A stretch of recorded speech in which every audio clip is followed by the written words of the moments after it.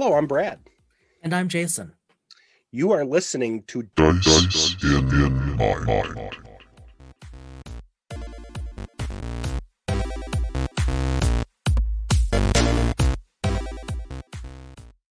So now that Jason and I have gotten out all of our teenage hijinks and laughter before the episode, we are moving into a theme, a discussion topic that in many ways feels like a culmination of everything that we've been talking about for these last dozen. Is it how many episodes? This is number 16 already. 16. So the last 15 episodes, we've kind of moved toward this point, and we're going to talk about world building and this idea for and it'll affect Dungeon Master, Game Masters. It affects player character. It affects everything.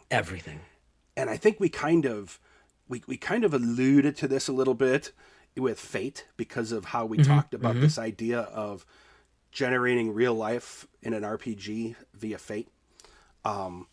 So this idea of generating and world building. Yeah. This plays into, what I've been doing with our D&D game, what Jason's doing with our Star Wars game. This is one of those topics that is, we're going to probably take 2 episodes for this one. Easily. And if we don't get through everything, which I suspect we won't, we may go one for or 3 longer. Yep. So however it takes. So I'm gonna toss it over because we'll put it out on so that people can see it. But you diagrammed for me this idea of world building, and when you did it, I think I immediately said, let's skip Pathfinder 2 and Fate and let's go right into world building. And you convinced me otherwise. And it was the right choice. I think so. I think it flowed very well. Yeah. But this idea, this flow diagram, however people who see it want to look at it, I think of it as a diagram. Really breaks this idea of world building down into a way that makes it very palatable for everyone. So talk about it and first of all, how did you come up with this idea? Yeah. And then start laying it out. Okay. So palatable and hopefully operable, right? That's one of the goals. So just so you all know, when this episode drops, we will also post the image of the model for world building to our various social media threads, certainly to Facebook and to Instagram, so that you all can take a look literally at this, because this is a podcast. It's an auditory, oral medium, which is one of the reasons Brad and I are attracted to it. But it's hard to talk about a model if you don't have some visual in front of you. So, let's be honest. No one would. The 4 people that listen wouldn't be even 4 if we actually were on camera. Let's be frank. Let's be honest. If we were on camera, neither of us would have shown up. Yeah, pretty much. Right. Yeah. So I think you can. I think the diagram for those of you who are listening to this to see is very important. But when I saw it and when you explained it, even when you explained it tonight, I didn't have the visual in front of me, and I could visualize it. Yeah. So if you're listening to this before you've checked our social media threads, go ahead and pause if you'd like. Grab the visual so that you have it in front of you. It's fine. We've been here all night, but we'll wait. Really, it's fine. I wish we had the Jeopardy theme at this point. I was going to hum, but I think what is it? Is it 30 seconds or more? Something like that. Trademark? Yeah. So yep. Here's your random discussion, folks. While we let you wait, we were talking about the Jeopardy theme instead of playing it. Right. Do. Right. Then that's after that. Our lawyers will tell us to stop. Okay. Yeah. So let's talk about this model. So let's go all the way back to the beginning, Brad, and the beginning of Dice in Mind. So we've talked about this a bit in recent episodes, but let's go back to the beginning. right, that Dice in Mind, its purpose is to be a weekly podcast in which you and I explore the meaning of life through the lens of RPGs, right? We want to consider everyday stuff, science, religion, philosophy, economics, marriage, probably not, but we want to, Brad's shaking his head vigorously. And well, we'll just let that go because right, so am I. So we want to talk about this stuff, and we've often mentioned in passing the notion that one of the reasons we think RPGs and specifically RPG mechanics are so interesting is because they provide us one set of ways, one type of ways to quantify real life. So that's really what this model is about. The notion of all of our discussions is that we can use real life to inform RPGs, but then reciprocally use RPGs, especially their mechanics, to then inform real life and really go round, right? The great mandala, if you will, of gaming, of role playing. Okay, so Brad, you asked, how did I think of this? Well, I'll be the first to say I don't think there's anything original about what we're going to talk about. I had been reading fairly heavily in kind of around our discussions. I had been, and this was well before we started recording. Like we were just, I don't think we were even talking about a podcast yet. And No, this was all in the context of gaming. This was all in the context of gaming, right? Yeah. So I was reading heavily in terms of game mechanics and just, world building and just themes with D&D, Star Wars, Star Trek, kind of my jam, if you will. I will admit I was heavily influenced by Star Trek. You were sending me stuff from the Modiphius Star Trek Adventures to look at, because it was when I came up with it.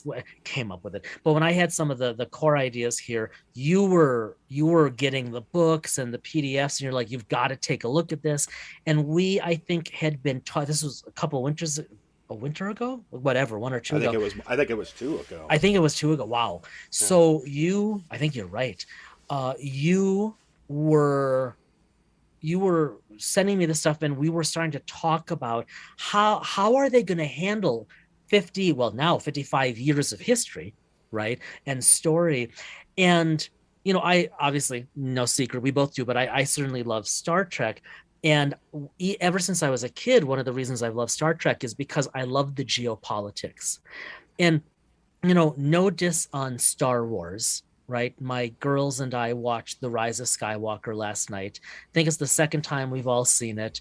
I don't feel any urge to see it a third time anytime soon. But, you look at that, the culmination of 9 movies, 9 films, and you've got the New Order and the First Order, and then the Final Order, right? There's not a huge amount of development other than the occasional planet being destroyed, okay? Whereas with Star Trek, we see in the storyline, in the world building, in the background, massive changes across the many series. Okay, so this was my mindset. Let me ask a question, and this is not meant to be like an interview type of thing.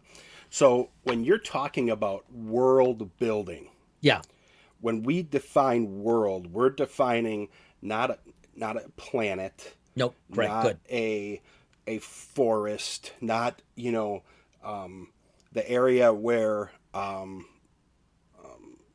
we're talking about the whole enchilada. The whole area where I have the characters that Jason plays in and all that is called Homeland. Yep. And the vastness. We're talking about everything in relation to that, not just the continent. So good. Make sure we Thanks, folks, for all of you, when you think about this, our world is not just a piece of property.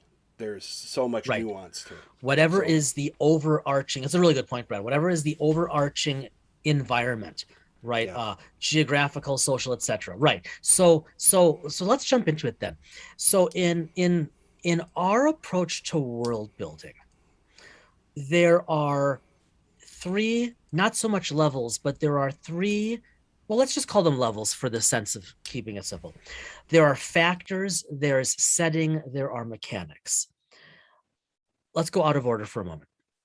The setting is whatever you want it to be. D&D has a setting. D&D has a whole bunch of settings, right? Any game you play, whether you pull it off the shelf as we often do, or whether you homebrew it as you've been doing with me, right? Or a hybrid of the two. Anything you're using, that's your setting. It could be sci-fi, cyberpunk, fantasy, sci-fantasy, real world, alternate history, like you've been into for quite some time, alternate history novels, right? So like The Handmaid's, is that what it is? The Handmaid's Tale? I never actually seen it. Yeah, the one on Hulu. Yeah, right. So stuff like that, those are all settings. So this model is agnostic to setting. It simply requires you have a setting, and then the rest of it is figuring out, the other two levels are about figuring out what to do with and within those settings. Okay, so the setting is the world, air quotes, if you will, like you said, Brad. What we want to talk about in this episode are the factors. We've broken the factors that matter, we think, to developing a really broad, rich world into 3 factors. And each of those 3 factors, because we're just visual guys and we also like balance and simplicity, each of those 3 factors have 2 components, 2 sub-factors. Okay. The big factors are economic, cultural, and political. And here's my metaphor, my real, it's metaphor is even stretching it. Here's my real world example that really helped me to gel my thoughts around this. The factors ought to be real, not just in a game. I think of the Silk Road. Okay, so at risk of diving out, Brad's messaging me in the background, and I'm going to spare everyone from reading it. Needless to say, Brad is dealing with what I would call a not medical problem. Yeah, which is historical. Well, I'm going to use your pause. This is Zoom. Yes, go on. Speak of it, brother. This came to mind when you were talking about this. So there is a Dragon Age RPG out there. Some people know of it. They played it on Geek and Sundry a lot. Will Wheaton was involved with it. Will then helped develop Fantasy Age, which is in effect a neutral version of the Dragon Age RPG, and came up with Titan's Grave, which is, and his first adventure was the Ashes of Valkana. Now I don't know if he's going to go back to that or not. Maybe I haven't seen anything. Maybe someday we can get him to join us and talk about it. But he did world building. So when we started talking about this, it's one of the first things that came to mind was him taking and in effect creating the mechanic, utilizing the mechanic, and starting to build a world around it. Yeah, excellent point. My thoughts drifted, while your thoughts were drifting there early on, my thoughts were drifting to the Silk Road. I am not going to bore you all with everything we've learned about the Silk Road, but just to provide context, to provide setting, all right? Real world. Brad, stop typing to me. Real world. The Silk Road, of course, it's actually numerous trade routes, but that's not a fair way to put it, but just bear with me for a moment.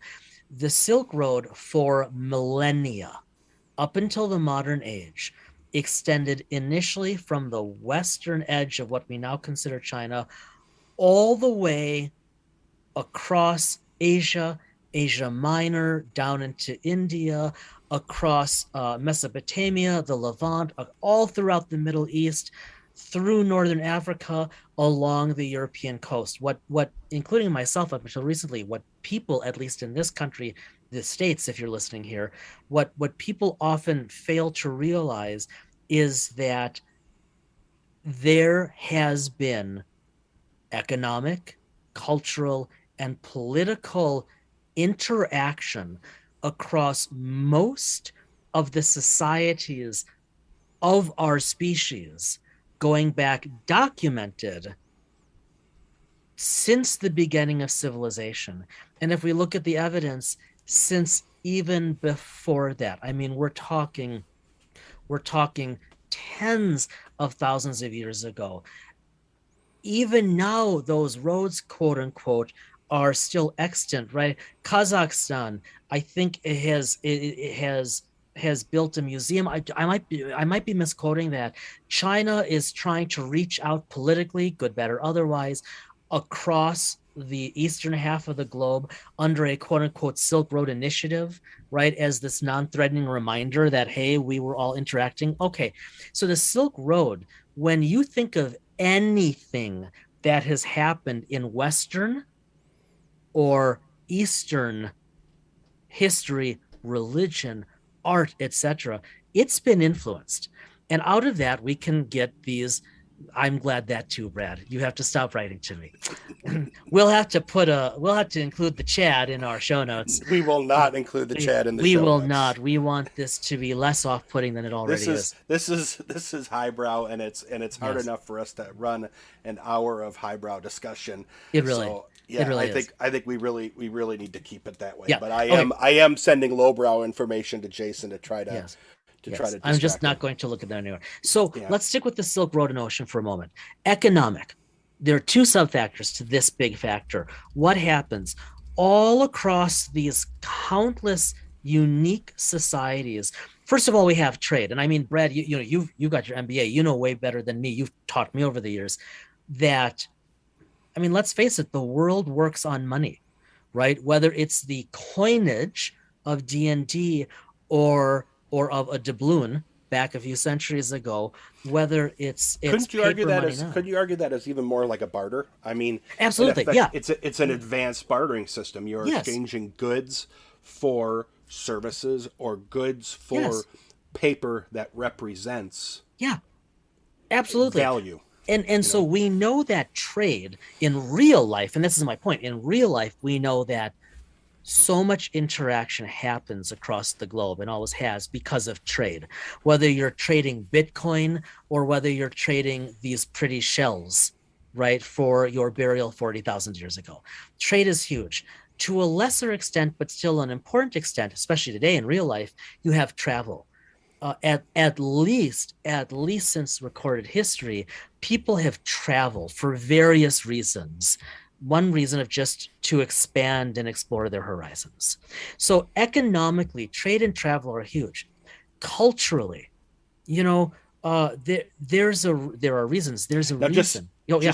just so we're clear now, you've been talking Yes, thank economics. you. Now you're moving. Now I'm moving into the second factor, right? Yeah, Factor thank you. one, yeah, Yep. thank you, because I'm looking at the visual. That's not fair. Factor one, economic. Factor two, cultural. What are the two big ones? Well, the big one is we just label media. In 2021, this is a no-brainer, right? My 13-year-old was tutoring me, as I told you, Brad, earlier before we started recording. She was tutoring me on how we can better use Instagram to reach out from the podcast to people who are less quote unquote old. Since Right. we're over 30, we are absolutely incapable of using any other social media besides Facebook, at least in the eyes of our children. Right. Let me put down this stone tablet for a second and get back to it. So we've got media, and there have always been media, whether though that's Instagram or Twitter, whether that's telephone, whether it's newspapers, whether it's scrolls, right? There are media. The cultural ideas of a society carry with it, often on the backs of trade and travel. To a lesser extent, then, the other sub-factor under cultural factor is academics. At least for the past couple thousand years, well, actually, at least for the past 4,000 or 5,000 years, a select few have always traveled to study, right? And this has been true in all areas, certainly all areas of Europe, Asia, especially One could Northern argue, Africa. Come on. yeah, I mean, even independent of travel, there are certain periods of time where the lack of moving forward, dark ages and so on occurred. Mhm. But for the most part, we've advanced to this level, to this point where we are doing what we're doing right this moment Right. because of a progression that started thousands of years ago. Right. And So, even during those dark ages in which Europe was mired, right, the rest of the world was fine.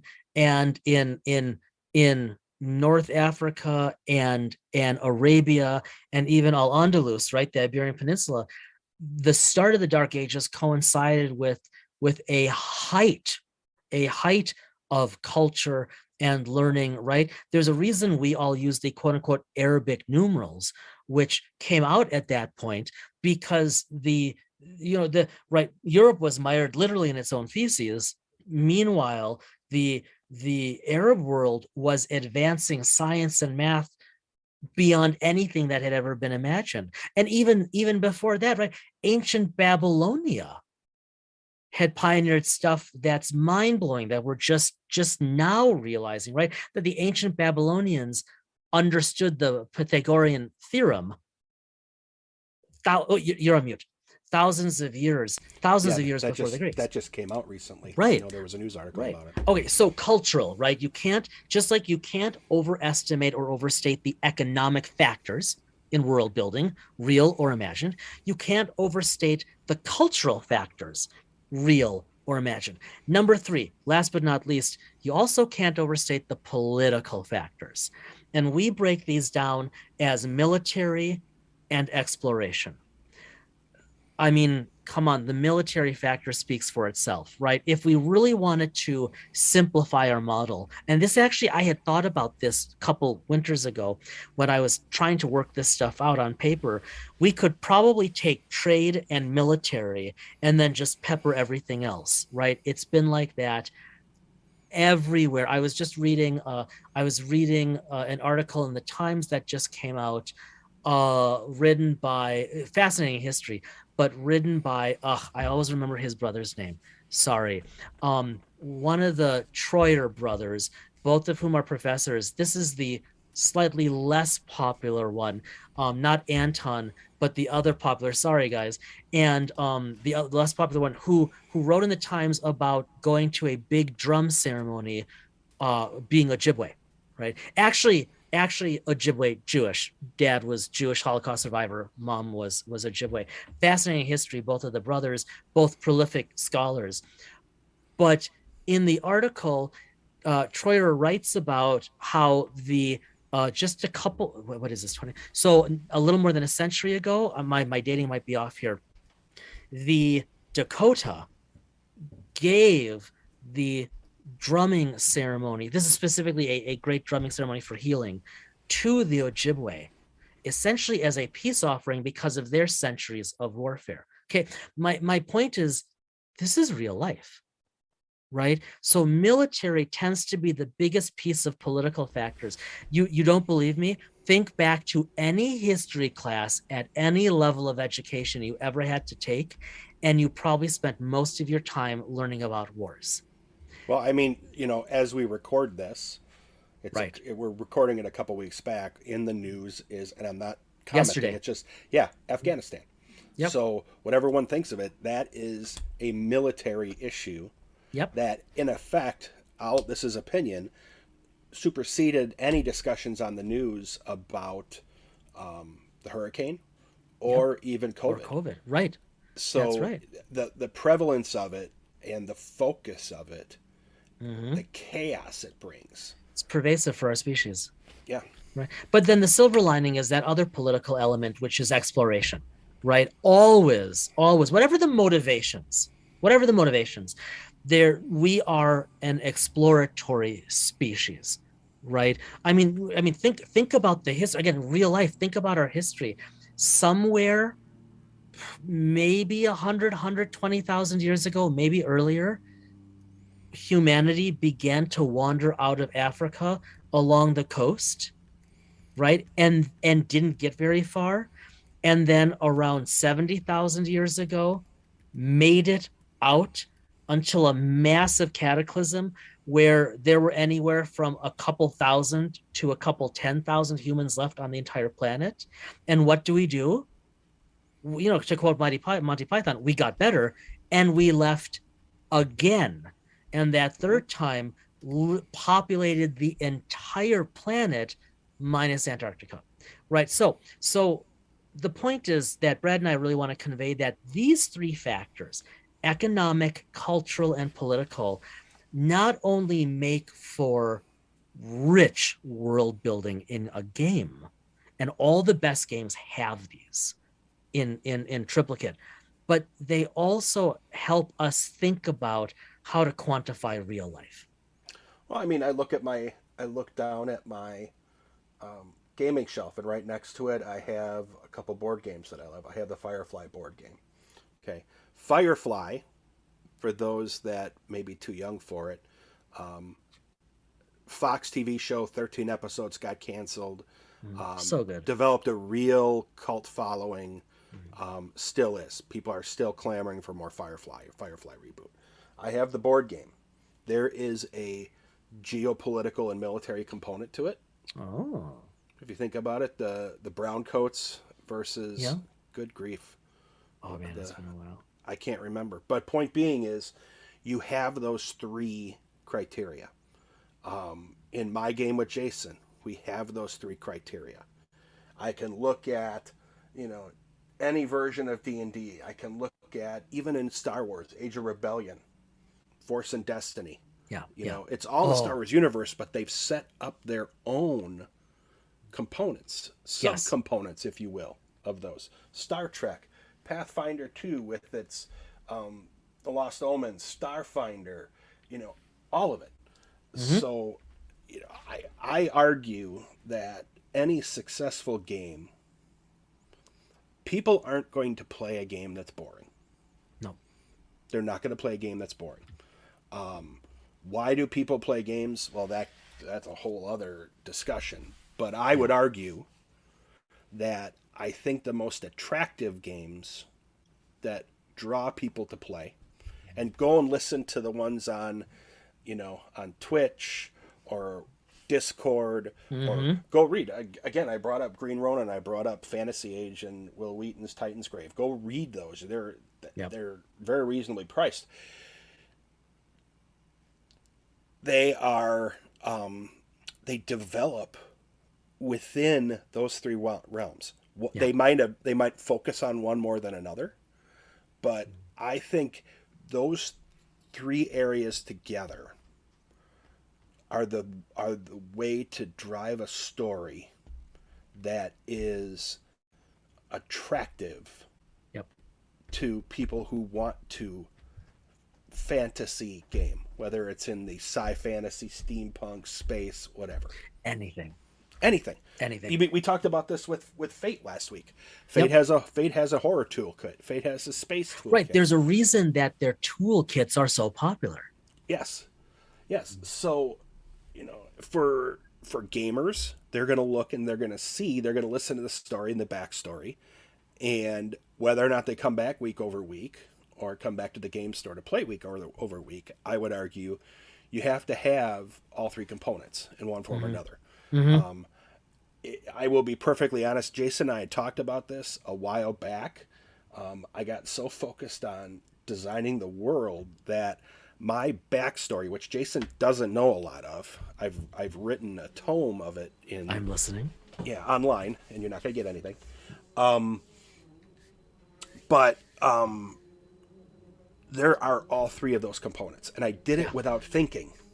Right. I did it without thinking because it's so natural. Yes. Yep. Yes. So when you start, and we're laying the groundwork here for the discussions within the context, but I think it's very important. Jason needed to lay that foundation, and there's other pieces to this, but when you start thinking about world building, I mean, to be honest with you, once you get that in your head, you're going to start watching television shows you like, and you're going to look at them and you're going to go, okay, how did they do it between those three? How did they weigh them? Right. Star Trek, the different series weighed them a little bit differently. Yep. And so we're just trying to make explicit these just kind of natural, organic, ideal factors. Okay, so let me give you a real example Let me give you a real example. So I'm going to be very careful here because I've been world building, Brad, for our game of Star Wars that I'm going to GM. Hopefully before long. And now that we're set up, essentially once your ship is ready, Hmm. we can roll for an hour, hour and a half. Okay, so let let me let me reiterate. Sorry, we're hearing. So I think Brad's getting too Well, excited. hold on, He's hold whistling on. again. Oh no, apologies, everyone. This is what happens when you have an amateur podcast. You have Mrs. Brad up there vacuuming. So Oh, well, you, good for you. yeah, I Right. mean, actually, that. So yeah, That's apologies good for the because sound. I thought it was Brad that she just was, turning bright red and getting so excited that I thought we could hear the pressure building, but this is Yeah, better. Okay, yeah. so I've shared some of this with you, Brad. So I want to be careful what I say here because I don't want to give too much away before session one. But okay, so economic, cultural, and political. Uh, political. Uh, our game is going to, and you already know this, our game is going to start, maybe stay, by taking place in 36 ABY, right? About a year after the Rise of Skywalker, so that we have kind of a clean slate, if you will. It is going to occur primarily, at least be focused primarily along the western edge of Hutt space. Okay. So right away, we know there's a political factor there because, right, Hutt space, the Hutt, what do you call it? The Hutts were largely left alone even by the Empire because they They were so useful and powerful. there's all three there. You have the economic component with Yep. Huts being So smugglers, and because you're a smuggler, right? yeah, There's gonna be smuggling and econ every time, and then cultural we'll get into. But you've asked that there be some Force Grey Jedi stuff in the game, and that's going to be the cultural, and you're going to start to see and hopefully feel that right from the first session. hmm So right, so that's how it might be, like you said with other games, these economic, cultural, political factors, the balance might shift, right? Um, uh, but it'll be there, and I think we would argue that any really good game has to have this, right? It's the reason why the really successful games like D&D, Pathfinder, the iterations of Star Wars, certainly others, but it's a reason why the really successful ones develop so much backstory, because it's not enough to have a setting. The settings have to flesh out these factors. well, I think of D&D now. Obviously, we weren't playing back in the earlier versions, Right. and some of the newer books have caused some controversy. I know the Ravenloft book has because they Hmm. felt like it had changed the dynamic of the game. But Okay. Ravenloft is a air quote world Mhm. that you can play in for D&D. Jason hasn't seen this yet because I just got these because there was a deal. What did you get? Hold it up. But I got Icewind Dale, Oh, and so why I that's interesting one. Yeah. yeah, and why I did that is I played the Icewind Dale video game years ago that Oh, BioWare made. Leroy And Jenkins. yes, well, no, that was World No, of I. Warcraft. Yeah, Okay, fair enough. Fair enough. and I then this digress. one, Jason and I have never played card games other than maybe a little bit of the early Star Wars versions. I think we had, or we Yeah, had, yeah, we tried have, it.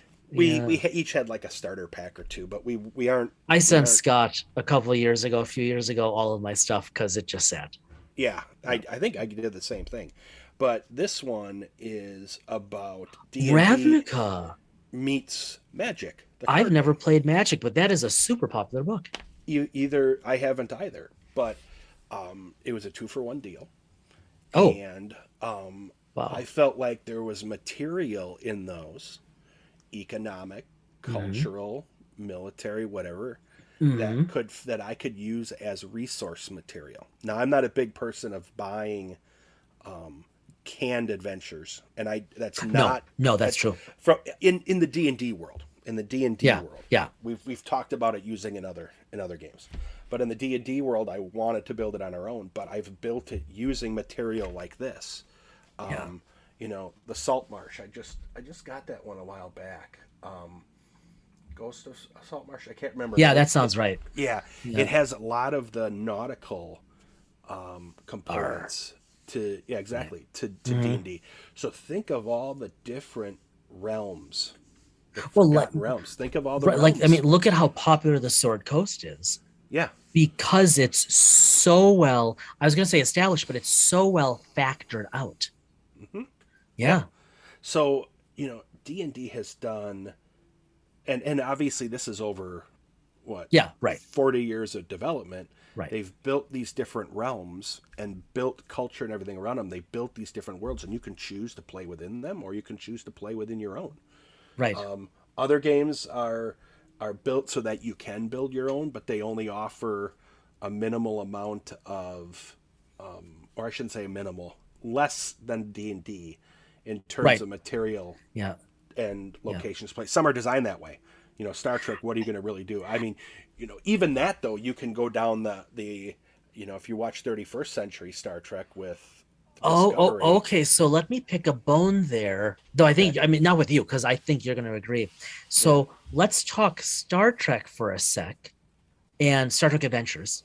Okay. Because just what you just said of maybe because you were like, maybe not so much as Star Trek, right?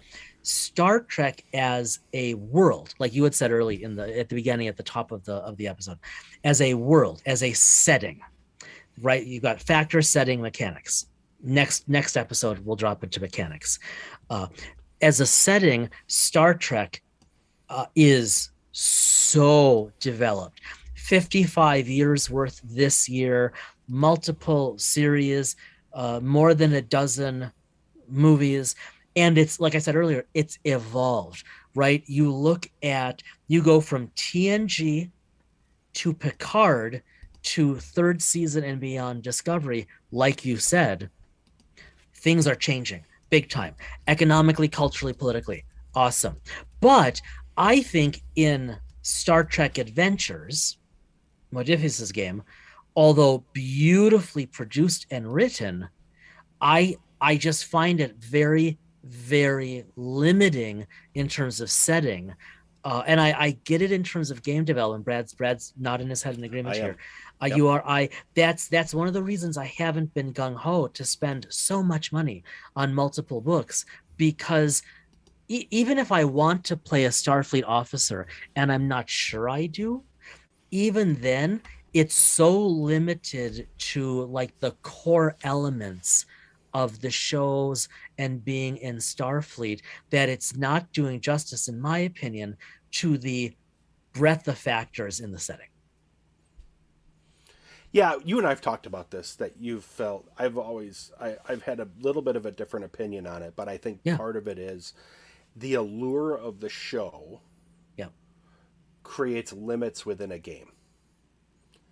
That's always been my problem, my challenge. Yeah, you know, we watch, you know, Discovery's blazing a trail a little bit with Yeah, they are. with the last season, and we'll see what happens coming into the current season. But they're blazing a little bit of a trail and creating a little bit of chaos where for many, many years, going back to Next Generation, even at the end of Star Trek 6, when the Klingons and Federation, in effect, signed the Khitomer Accords, Yep. Yep. you know, there was a overriding noble. It was Roddenberry's vision.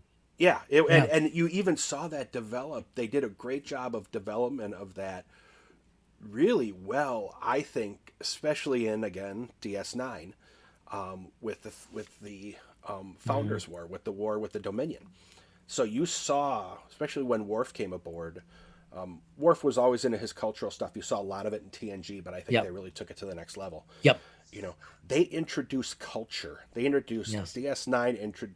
I guess all of them. I'm focused Yeah. on DS9. They But it's introduced a the good Bajoran example. culture, the Klingon Yeah. culture. These games we play. And for those that, Jason and I are both generating worlds right now, Mm-hmm. or have generated worlds, or are in the process of continually iterating worlds. Yep. Yep. It's natural once you start looking at this that the successful ones are the ones that look at all sides of that prism. And I think Yeah. we can probably go down the path. We've talked about religion, we've talked about economics, we've talked about socio-political stuff in prior episodes. I think now that we're getting into this world building idea, I think we get to the point now we talked in the context of how games dealt with them. Yep. Now we're getting into this idea of, okay, without even introducing the theme, this idea of world building, Yep. we've been kind of leading up to it. Now you're going to see this diagram in front of you, and you're going to look at this. Now let's talk about each of those components in the context of being creative, or using existing. I'm holding up a D&D book, using an existing adventure, and Yep. even using the background of that, you're still generating material for it. Yep. Otherwise, you don't need a DM. It's a choose your own adventure book. Or you're taking that material and you're amalgamating it and creating something completely unique. Right. As Spock said, nature abhors a vacuum. Right. Yeah. Whatever approach you take, as long as you've got these factors present. Now, I shared this with you personally some time back, but it took me a long time to realize this, and it's apropos for me because I'm going to try to use these discussions to make me a better, more creative thinker, especially in terms of games. It's easy for me to be more creative. I mean, for all I know, I have the creativity of rock, but with Star Wars, it's easy for me to be more creative. I know the world well and write the setting well, and it's obviously fiction. So I can run with it. I have no internal limits, no internal governors. But I said this to you some time ago with Star Trek. Ever since I was a kid, I have governors. It's hard for me to be as creative in Star Trek because, I kid you not, I look at it as future history. Well, that's your thing is you look at it, and I don't mean this in a negative way. No, in an idealistic way. I do, and it's okay to violate that. Yeah, and it would be difficult to. I wouldn't have as much of a problem with it as you would. And I'm not saying that I don't idealize. I would love for us to be in a situation in 300 years of where Star Trek is. Right. Especially these days. It's obviously we aren't even close to being there nope, yet. Not so much. But Star Wars offers that creativity. Star Trek, you can make that argument. Yes, it does. No, it doesn't. We're going to have to see with all the Trek that's coming out now. See, but does it open the door? That idealistic period for you is, for you in many ways, just based off of our conversations, is from the launch of the Enterprise D. And yes, right.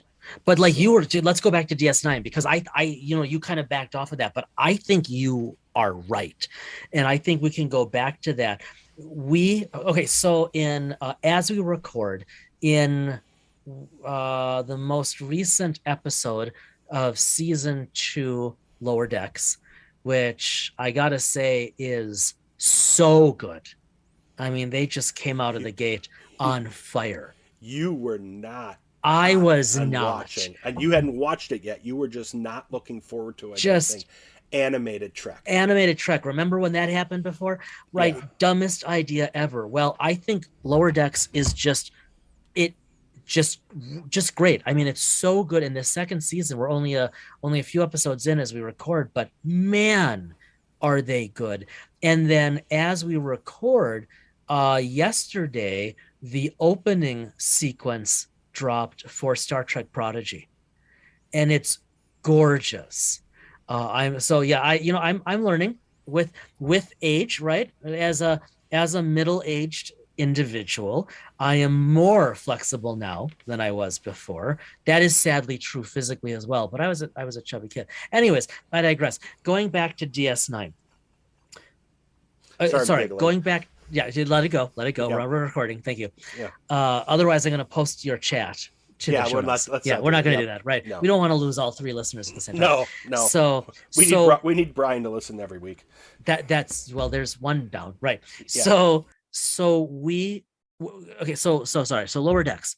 Boimler is spoiler alert if you haven't watched it, but come on, people, get with it. Spoiler alert. Boimler is with the crew, the bridge crew of the Titan, and they are interacting unsuccessfully with a group of heavily armed Packlets, and the very gung-ho bridge crew are saying their final goodbyes to each other, and they're going to blast their way to oblivion.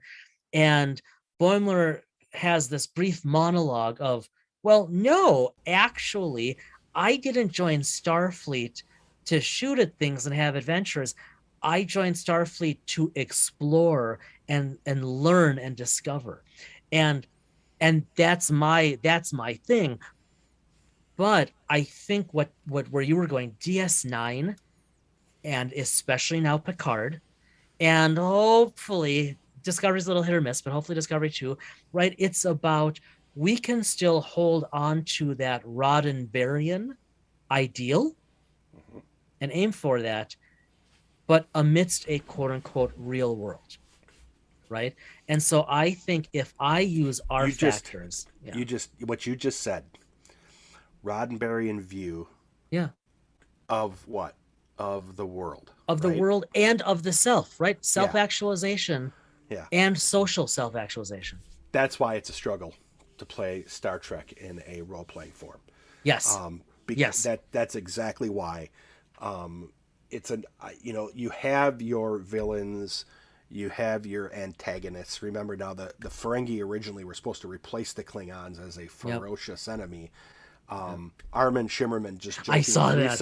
Recently said, he said, sorry, I came across too comical in our first scene, so that pretty much ruined the Ferengi. That's my fault. Right. Luckily for us, he did it the way he did, because they were an exceptionally interesting species to watch. Talk about cultural, political, and economic all together. Oh, yeah. Oh my God. I mean, think about it. They've taken one aspect of this and have wrapped their whole society around the economic. Everything revolves around the economic. Yep. So going back, Star Trek, I think you can play, but you have to play within the confines of the Roddenberryan universe. Or at least the ideal has to be present. Yeah. Go to Star Wars, go to D&D, go to these others. You don't have that. Nope. You don't have that box that you have to stay in. You don't have a paradigm that you have to stick to. Which is something we are going to work on as we approach porting Star Trek to Genesis, that I think you and I both are of the opinion that one can design a game. Let me rephrase that. One can design the setting for the game that still holds that Roddenberryan ideal, but session one can still begin with, we find our adventurers in a tavern. Yeah. In Star Trek. And I think the idea of building it in Genesis is not only because we like the mechanic, the narrative dice mechanic. We've hit on that a lot. We'll continue to. I think the idea is using source material and allowing ourselves that creativity to bend where we feel like it's worth bending. Yep. And staying within the confines of true to the setting. Yeah, true to the setting and true to the ideals. Yeah. And again, Discovery, the season 3 was very hard for me to watch. I loved it, but it was very hard for me to watch because they didn't give me enough information. One, about what has happened after the burn, and how we've seen this idealism, these people who are the idealists shrink in size. or shrink in territory at the expense of those who didn't. And we don't even know yet what happened to species and empires that existed Right. in our universe. Where have they gone? What we saw a Cardassian captain in Discovery, a Cardassian Federation captain. Is Cardassia a part of the Federation, or are they independent? Don't know yet. We don't know. Where are the Klingons? Where are the Ferengi? What happened to the Dominion? That's right. So, for me, it rattled. Don't get me wrong, I wasn't shaking in my chair, but it was one of those things where Jason and I will get introspective in our own ways, and it was like, okay, they have gone topsy-turvy on me with Star Trek. Yeah. The first 2 seasons, not really. They stuck to the ideal. It was still, well, yeah. At least it stuck to the story. I think it stuck to the ideal of the time period before TNG. Oh, Remember, that's fair. Yeah. That 10 years Pre-TOS. before. Yeah, pre-Kirk, right? Mm-hmm. So, and remember, Kirk was a little bit of a rogue, so we saw that. Pike was more of the idealist. We saw that. That's why we're going to see These Are the Voyages, because we're going to see more, because of the demand for Anson Mount. Strange New Worlds. Strange New Worlds. Thank you. But getting back to obviously we're going to continue on this world building in our next episodes, because we really just scratched the surface. Yep. But I, as we talk about, Jason and I have talked about this in effect, this theme, this paradigm of world building. And only now, as we talk about it with our cameras on face to face with each other in the context of this podcast, have I really seen, I'll be honest with you, have I really seen how pervasive it is in anything? So one more to help us move toward a close of this for this episode. Yeah. One more example that comes to mind. So the other day, earlier this week, I'm sitting in my office, right? We're masked up, of course, sitting in the office. One of my colleagues is over from across the hallway. We're chatting about whatever. And her phone goes off across the hallway. And I'm like, isn't that you?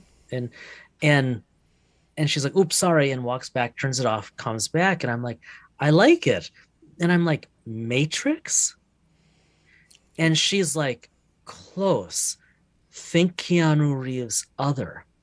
And it takes me a moment. And I'm like, John Wick. She's like, yes. Oh. Let's take John Wick for a moment.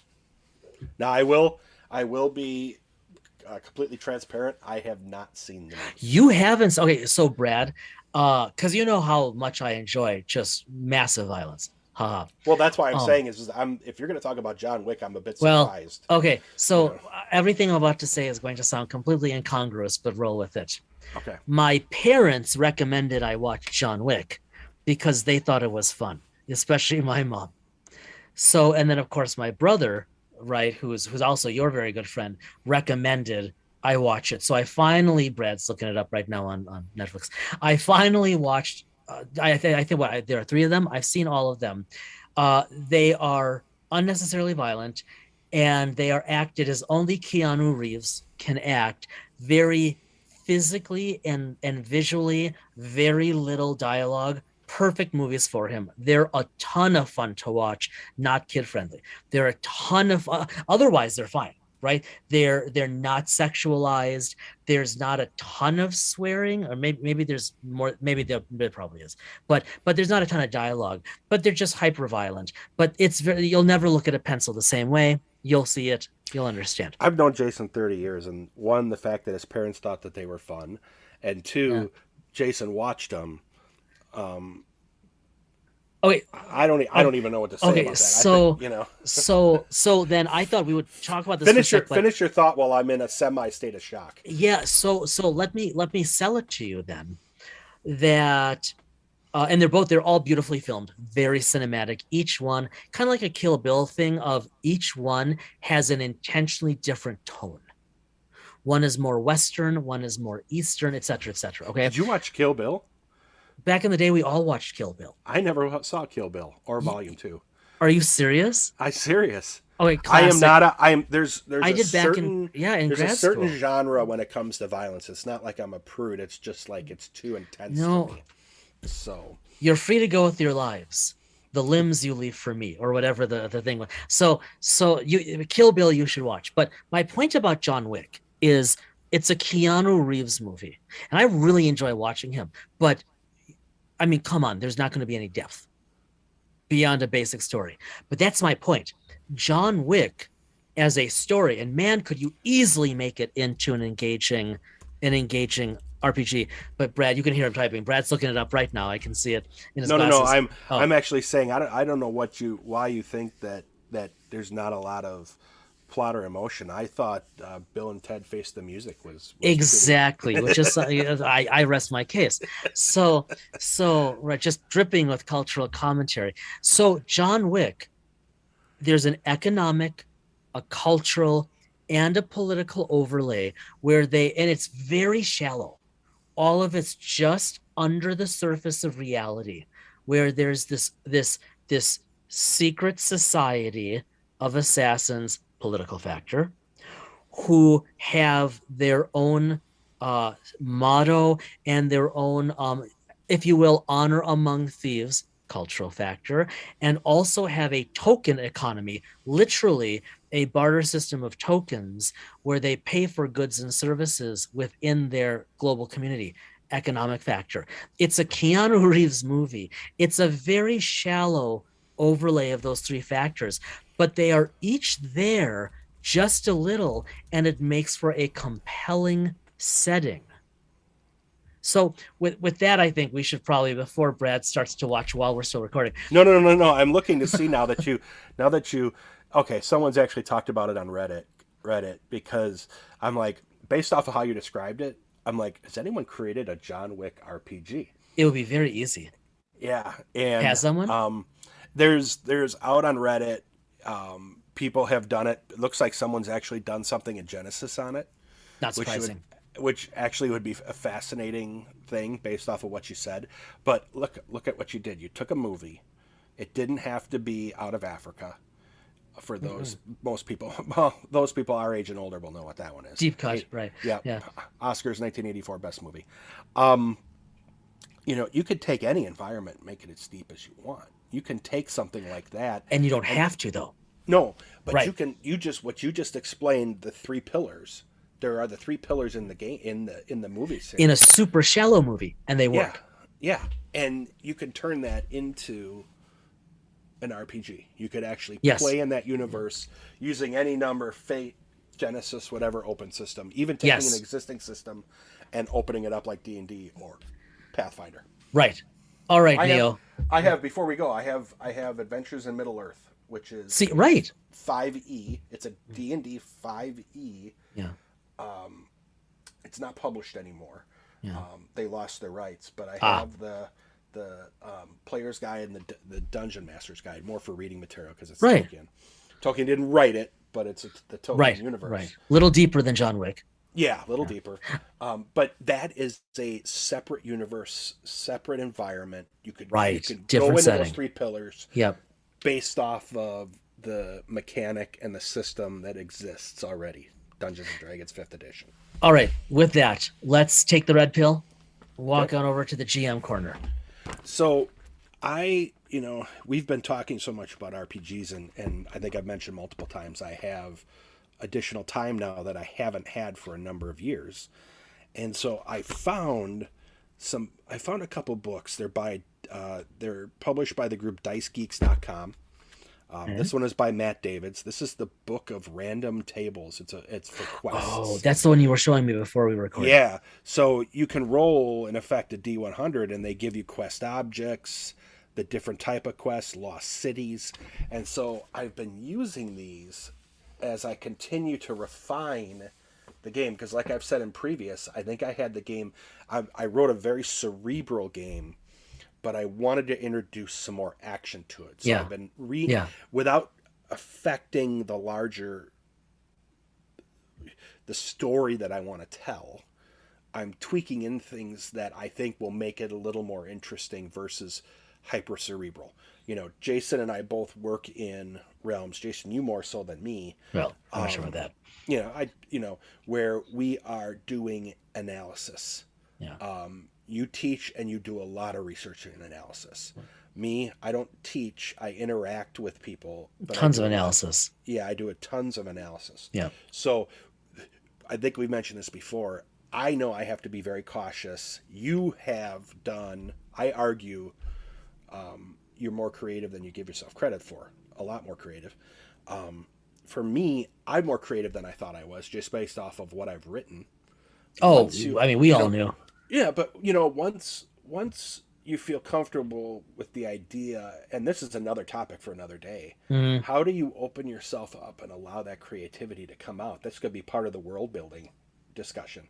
Yep. You know, um, you might be known as an analytic, dry personality, low key type of person, but when you get into this realm of game playing, you're a different character.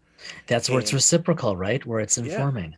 yeah. And so, you know, how do you do that? How do you become creative in that environment and integrate into the world? Let's be honest, if we're playing in a world, like let's just say they're doing a critical role, you watch critical role and they throw like someone else in who hasn't Hmm. been part of the group, who's, Hmm. to use the analogy from the last episode, is dry like Jason's character's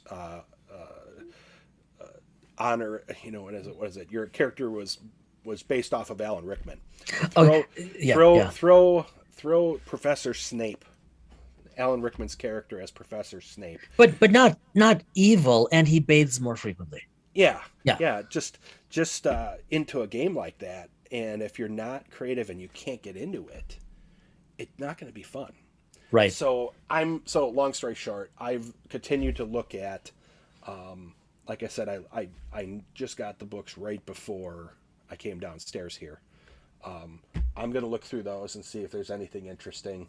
And then I was just, I've, we're cleaning out, and I've gotten rid of some board games that I just don't play that we just aren't going to play anymore. I've kept Hmm. three that I really want. Hmm. One is Firefly. Nice. One is Star Wars Rebellion. For those that are old enough, Star Wars Rebellion was a board game or a computer game that came out in '98. Wow. It had all this hype, and it was so complex that it crashed and burned. Well, Wow. FFG went out and created a board game out of it, and it's actually fascinating. And then Yeah. War of the Ring, Tolkien, which is a Mm. board game. Think of it as like Stratego on steroids in many ways. So those all have those three pillars in them. And so I actually read through the rule book, because Firefly, the board game, allows you to play with up to 6 people, or they Okay. actually have adventures that you can play solo with the board game, just you. Yeah, you've mentioned that. That's neat. So those are for me, and I took some pictures for Jason of my desk. I've been cleaning and reorganizing since I'm working at home. It's looking good. Yeah, and so I did some reorganization, and I have the three core books for D&D here, and then I have Tasha's, Volo's, and the other ones, the Tome of Foes, Monsters, Guide to Everything, Cauldron of Everything. So I, in effect, have my little, by day, it's a desk done for analytics and work. By night, it's an area of creativity. So I've been able to find a spot where I can Nice. work and personal can coexist. So what about you? Nothing so big.